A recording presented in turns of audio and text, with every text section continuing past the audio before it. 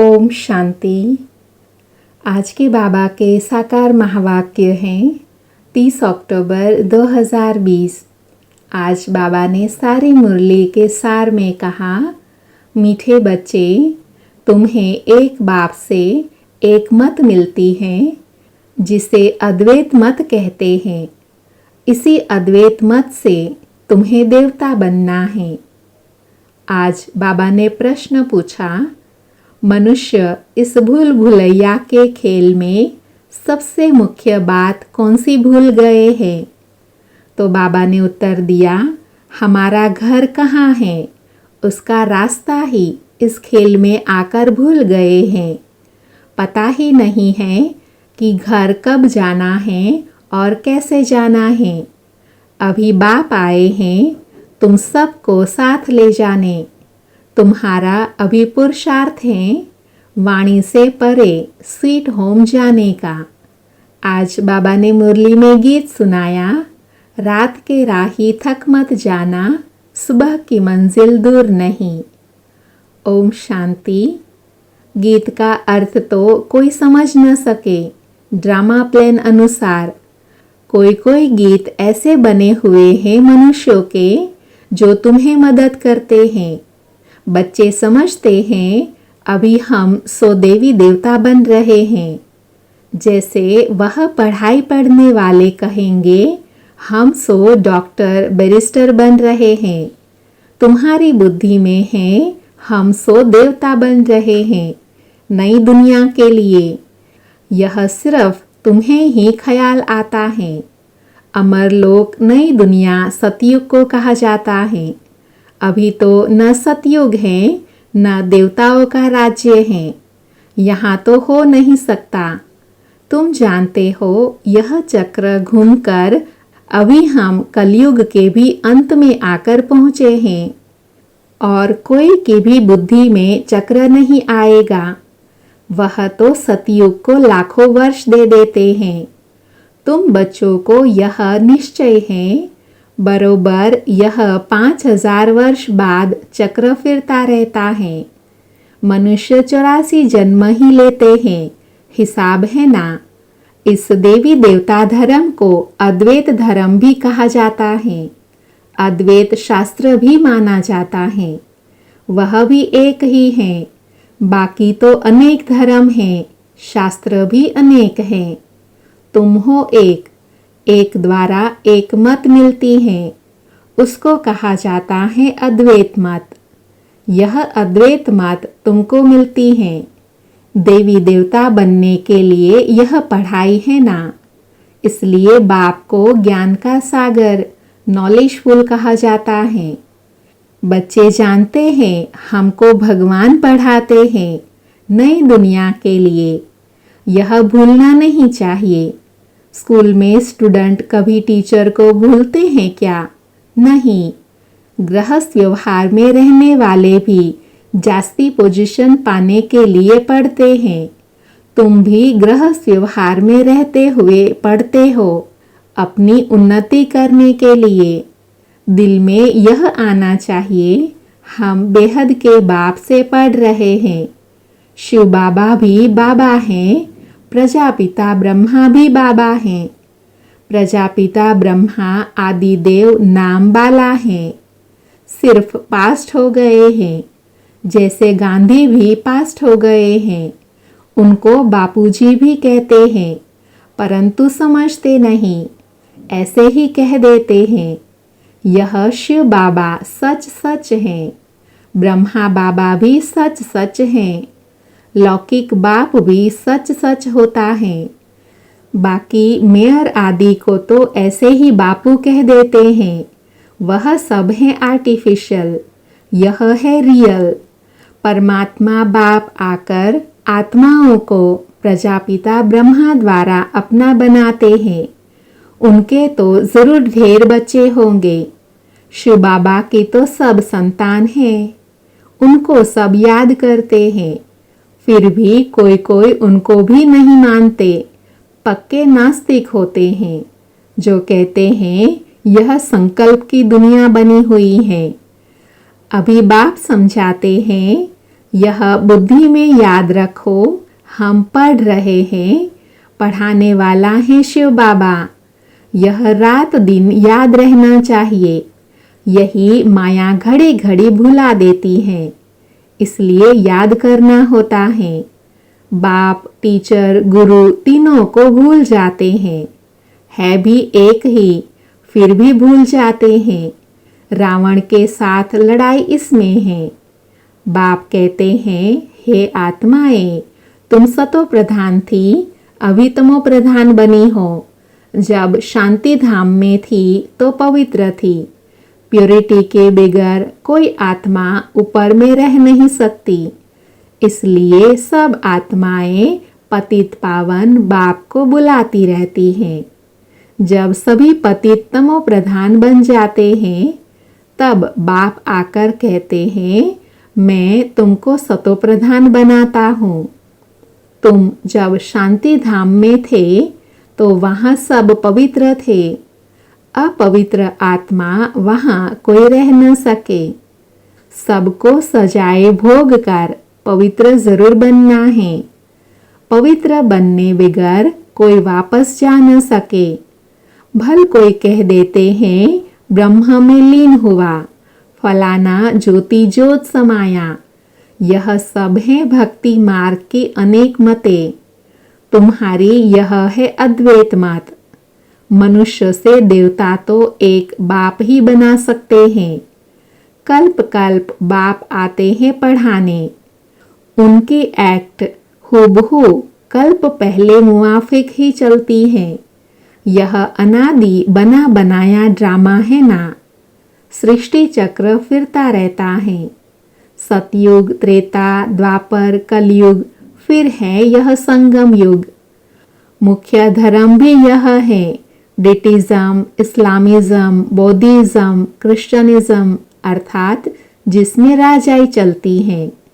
ब्राह्मणों की राजाई नहीं है, न कौरवों की राजाई है। अभी तुम बच्चों को घड़ी घड़ी याद करना है बेहद के बाप को। तुम ब्राह्मणों को भी समझा सकते हो। बाबा ने बहुत बार समझाया है। पहले पहले ब्राह्मण चोटी है। ब्राह्मण की वंशावली पहले पहले तुम हो। यह तुम जानते हो। फिर भक्ति मार्ग में हम ही पूज्य से पुजारी बन जाते हैं। फिर अभी पूज्य बन रहे हैं। वह ब्राह्मण गृहस्थी होते हैं, न कि सन्यासी। सन्यासी हठ योगी हैं। घर बार छोड़ना हठ है ना। हठ योगी भी अनेक प्रकार के योग सिखला न सके। जयपुर में भी हठ योगियों का भी म्यूजियम है। राजयोग के चित्र है नहीं। राजयोग के चित्र है ही यहाँ दिलवाड़ा में। इनका म्यूजियम तो है नहीं। हठ योग के कितने म्यूजियम हैं। राजयोग का मंदिर यहाँ भारत में ही है। यह है चैतन्य। तुम यहाँ चैतन्य में बैठे हो। मनुष्य को कुछ भी पता नहीं कि स्वर्ग कहाँ है। दिलवाड़ा मंदिर में भी नीचे तपस्या में बैठे हैं, पूरा यादगार है, परंतु स्वर्ग ऊपर ही दिखाना पड़े। मनुष्य फिर समझते हैं कि स्वर्ग ऊपर में है। यह तो चक्र फिरता रहता है। आधा कल्प के बाद स्वर्ग फिर नीचे आ जाएगा। फिर आधा कल्प स्वर्ग ऊपर जाएगा। इनकी आयु कितनी है कोई जानते नहीं। तुमको बाप ने सारा चक्र समझाया है। तुम ज्ञान लेकर ऊपर जाते हो। चक्र पूरा होता है, फिर नए सिर चक्र शुरू होता है। यह बुद्धि में चलना चाहिए। जैसे वह नॉलेज पढ़ते हैं तो बुद्धि में किताब आदि सब याद रहते हैं ना। यह भी पढ़ाई है। यह भरपूर रहना चाहिए, भूलना नहीं चाहिए। यह पढ़ाई बूढ़े, जवान, बच्चे आदि सबको हक है पढ़ने का। सिर्फ अल्फ को जानना है। अल्फ को जान लिया तो बाप की प्रॉपर्टी भी बुद्धि में आ जाएंगी। जानवर को भी बच्चे आदि सब बुद्धि में रहते हैं। जंगल में जाएंगे तो भी घर बछड़े आदि याद आते रहेंगे, आपे ही ढूंढकर आ जाते हैं। अब बाप कहते हैं, बच्चे माम एकम याद करो और अपने घर को याद करो जहाँ से तुम आए हो पाठ बजाने। आत्मा को घर बहुत प्यारा लगता है, कितना याद करते हैं, परंतु रास्ता भूल गए हैं। तुम्हारी बुद्धि में है हम बहुत दूर रहते हैं, परंतु वहाँ जाना कैसे होता है, क्यों नहीं हम जा सकते, यह कुछ भी पता नहीं है।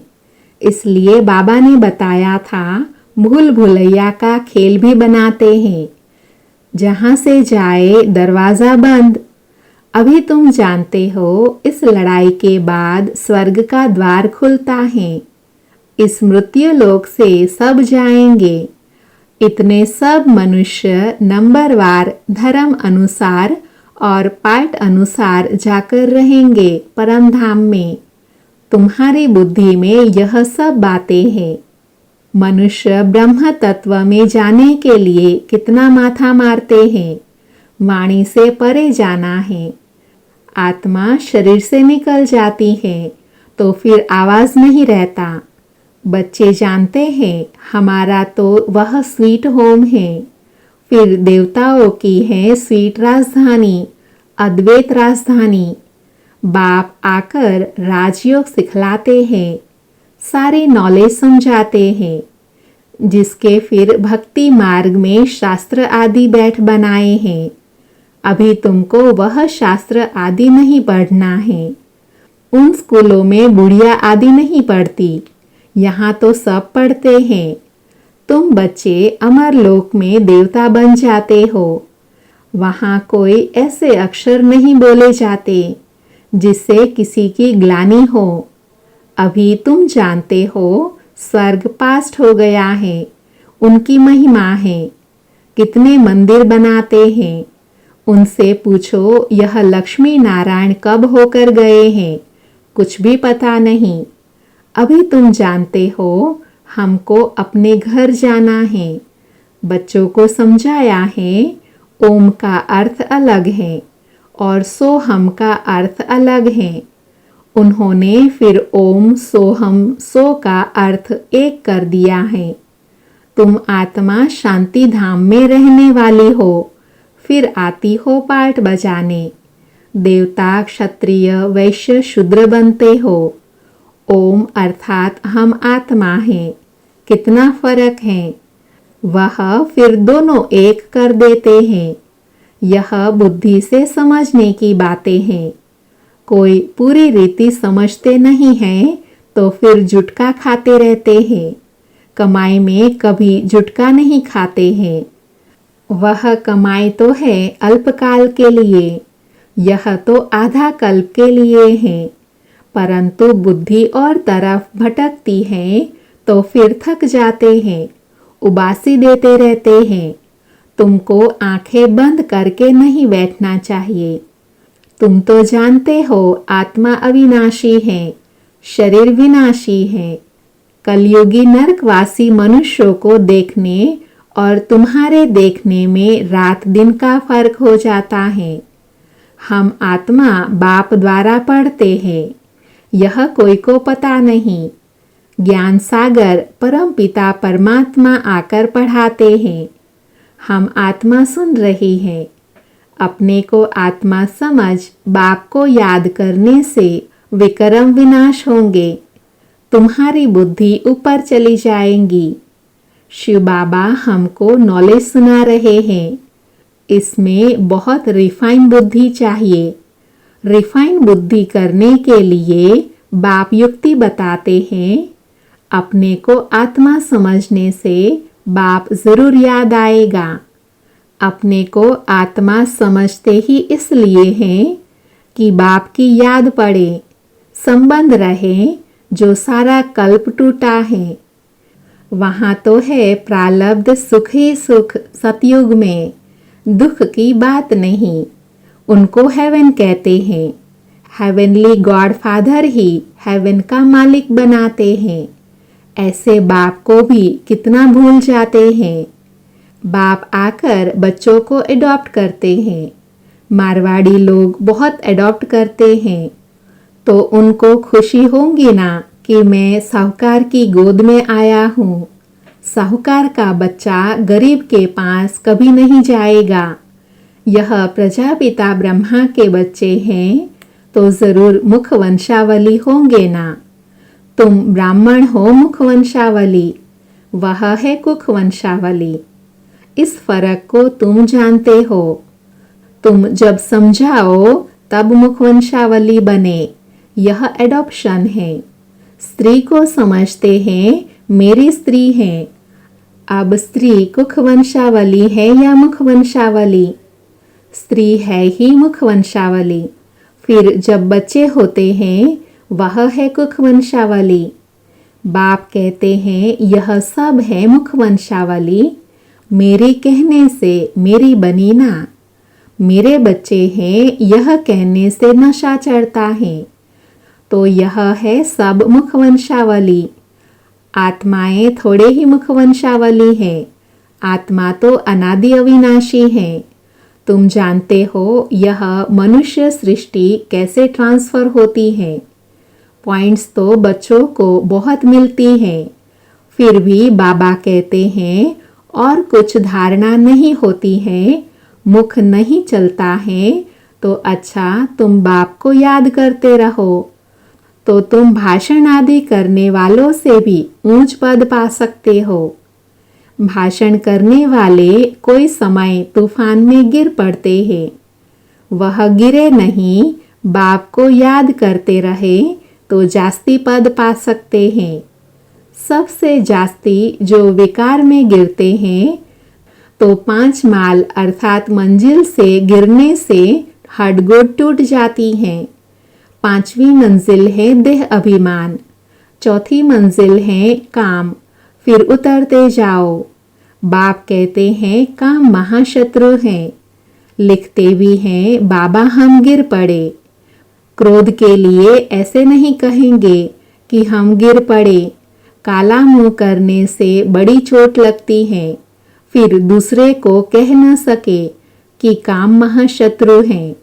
बाबा बार बार समझाते हैं क्रिमिनल आंखों की बहुत संभाल करनी है।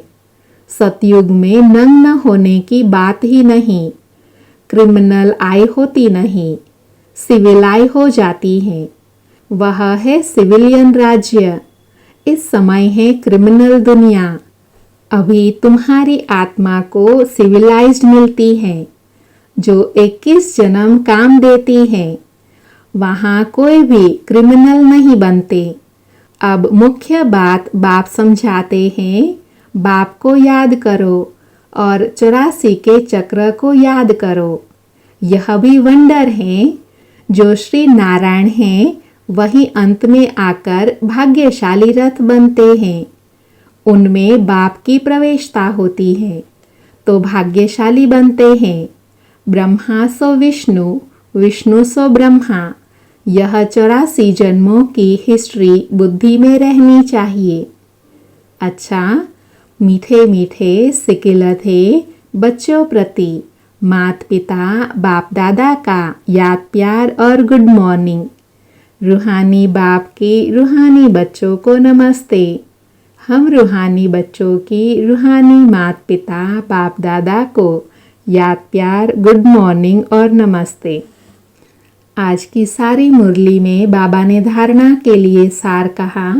उसमें पहला है बाप की याद से बुद्धि को रिफाइन बनाना है। बुद्धि पढ़ाई से सदा भरपूर रहे। बाप और घर सदा याद रखना है और याद दिलाना है। दूसरा है इस अंतिम जन्म में क्रिमिनल आई को समाप्त कर सिविल आई बनानी है। क्रिमिनल आंखों की बड़ी संभाल रखनी है। आज बाबा ने वरदान दिया, याद और सेवा के बैलेंस द्वारा चढ़ती कला का अनुभव करने वाले राज्य अधिकारी भव। वरदान का डिटेल है, याद और सेवा का बैलेंस है तो हर कदम में चढ़ती कला का अनुभव करते रहेंगे। हर संकल्प में सेवा हो तो व्यर्थ से छूट जाएंगे। सेवा जीवन का एक अंग बन जाए। जैसे शरीर में सब अंग जरूरी हैं, वैसे ब्राह्मण जीवन का विशेष अंग है सेवा। बहुत सेवा का चांस मिलना, स्थान मिलना, संग मिलना, यह भी भाग्य की निशानी है। ऐसे सेवा का गोल्डन चांस लेने वाले ही राज्य अधिकारी बनते हैं। आज का स्लोगन है, परमात्मा प्यार की पालना का स्वरूप है सहज योगी जीवन। अच्छा, ओम शांति।